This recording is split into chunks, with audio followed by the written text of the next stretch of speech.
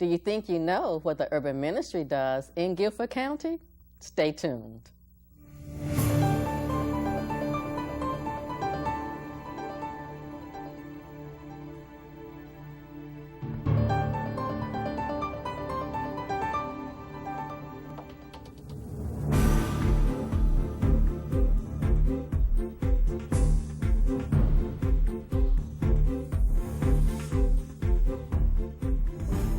TCT presents Public Report, a look at the issues and events of importance to our viewing area.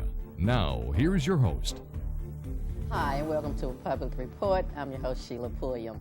Today, we have with us Mike Akin of the Greensboro Urban Ministry. He is the Executive Director.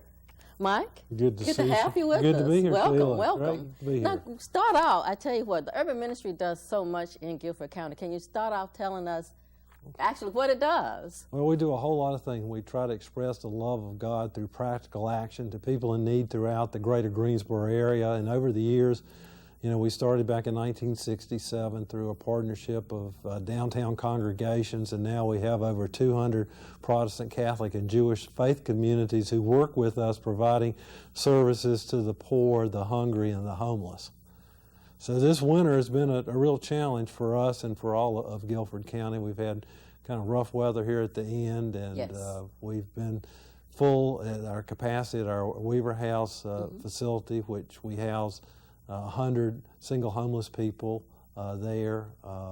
And we also have our winter emergency shelters out at several different congregations, the YWCA for another 70 people, so we've been having about 170 singles. We also operate the Pathway Center, which is our emergency shelter for homeless families. There we house 16 homeless families.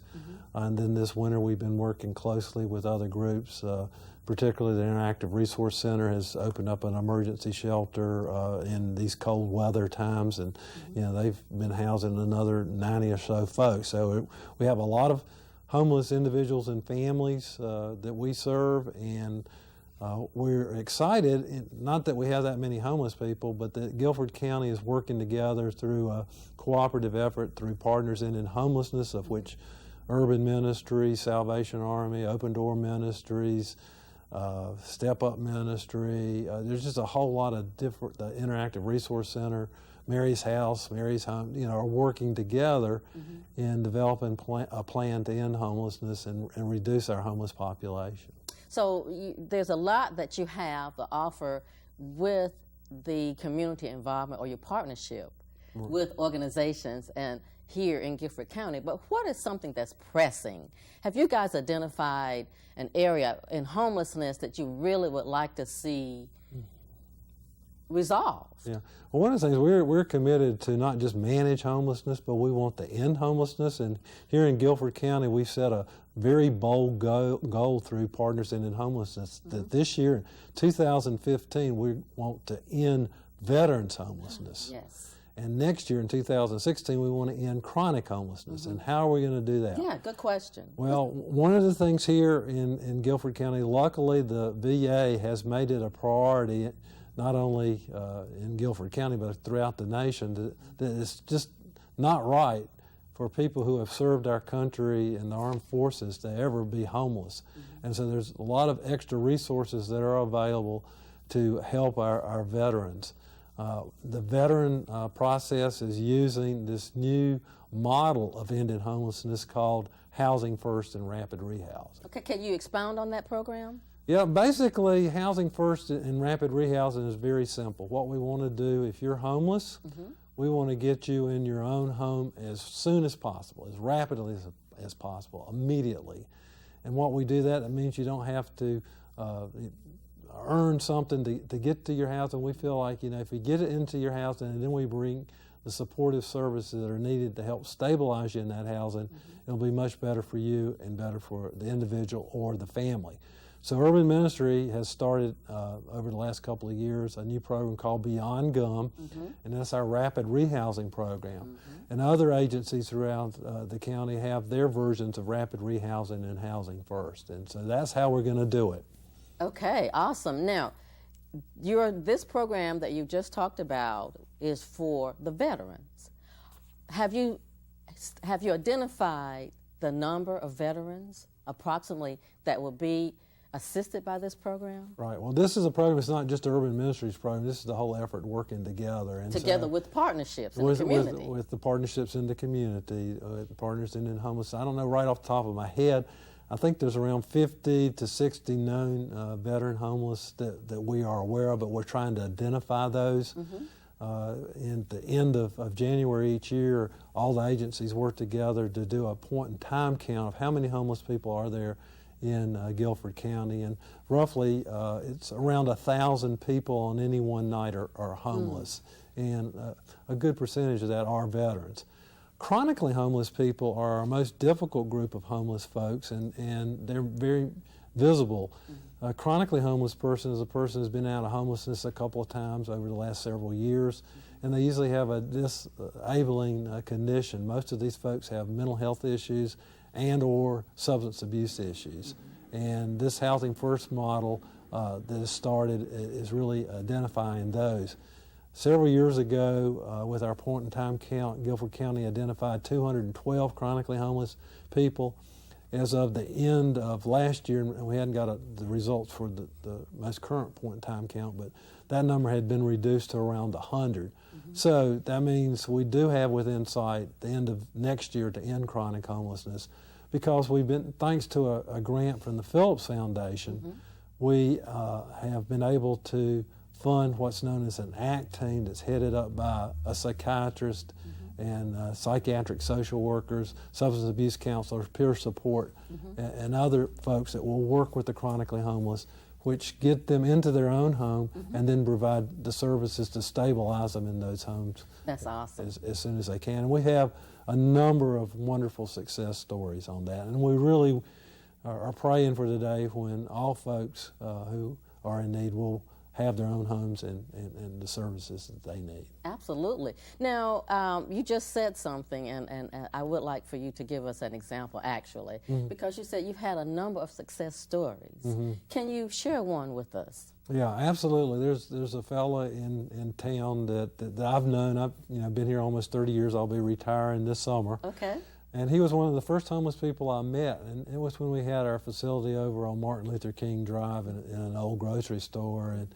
And this individual, Vince, was acting up that night and was wondering what was going on, and he threw a pimento cheese sandwich in my face. He was having one of those bad nights. The pimento cheese sandwich was delicious. It was, I remember, because it was on a Thursday night, because those were folks from Alamance Presbyterian Church always fixed pimento cheese sandwiches on Thursday night.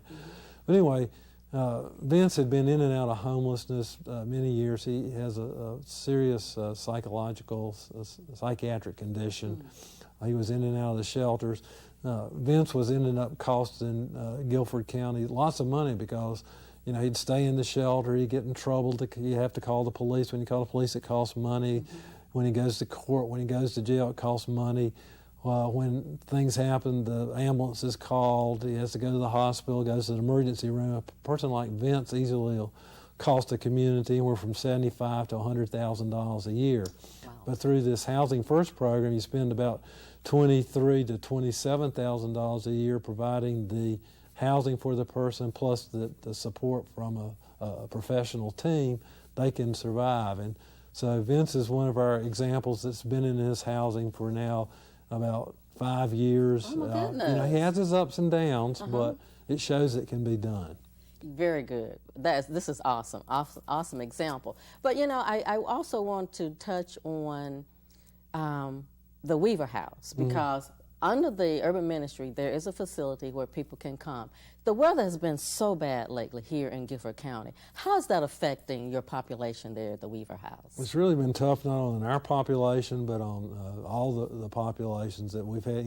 That accounts as there's 1,000 homeless people at any one time, so we've been at capacity. Our winter emergency shelters have been at capacity. These are sites that we have at different churches and at the YWCA. And of course the Interactive Resource Center has served as an emergency shelter for these cold nights. What we're trying to do, and we've actually added a new case manager and a housing locator that'll work with these people. And what we're really trying to do with those people, and also with our families who are in the family shelter, help them find a way to their own permanent housing and try to get them out of the shelter as rapidly as we can. And really the best thing is if we can keep a person or an individual, a family or an individual out of the shelter in the first place. And our first line of defense is our emergency assistance program, where we help people with heating bills, utility bills, rents, deposits. You know, we've had cases where we've worked with like a mother with their 2 small children. They work at a minimum wage job. You know, there's been a lot of flu going around this winter. One of the children gets sick, so the mother has to go stay home with the kid when the child's not in school, when they don't work for 2 weeks at a minimum wage job. They don't get paid, they don't have money for the rent. That's often when we come in and we'll help with our emergency assistance funds to pay the rent to keep them in the housing so that they don't become homeless to begin with. Yeah, and that's very important for emergency assistance, so that they have to have a certain qualification. Well, basically, they need to be in need Yes. and don't have any other resources, and they haven't just squandered their money, but there's so many people like that. Last year in 2014, we actually served over 2,200 families with emergency assistance of some sort. That is awesome. And in fact, last year in our budget, we spent over $1.5 million on direct assistance to individuals and families. This means helping to pay for rent, utilities, deposits. We also provide subsidies to a number of families in our Partnership Village housing community, where we have 36 formerly homeless families and 32 formerly homeless individuals who are now permanently housed. Yes, this is great. This is great stuff, Mike. But tell me about the Potter's House. I know that's very popular because a lot of the churches volunteer there. Can you tell me about the Potter's House? How often do you serve meals, and approximately how many people that maybe you served in 2014? Right. Well, Potter's House is our community kitchen. Anybody can get a meal there from 10:30 to 12:30, 7 days a week for lunch. We usually serve between 400 and 600 meals a day at lunch every day of the year. We also serve breakfast for our guests at Weaver House and supper for our guests at Weaver House. So last year, we served over 200,000 meals at Potter's House. Potter's House is our #1 volunteer opportunity. I know you volunteered there, many others. Many churches take turns that they serve like on the 3rd Sunday night or the 2nd Saturday morning. It's a great opportunity. We have over 2,000 volunteers, and we have many different areas that we need volunteers, so call our main number and see how you can get involved. And what number should they call? 271-5959 and ask to volunteer, and we'll get you coordinated with our volunteer coordinator. Now, if someone, not only there's the number that you provided, but is there another way that they can contact you or the Urban Ministry regarding volunteering? Yeah, that's the main way, or you can look at our website, www.greensborourbanministry.org, and that gives a whole lot more information, talks more about housing first, rapid rehousing, what we're doing, and how you can get involved.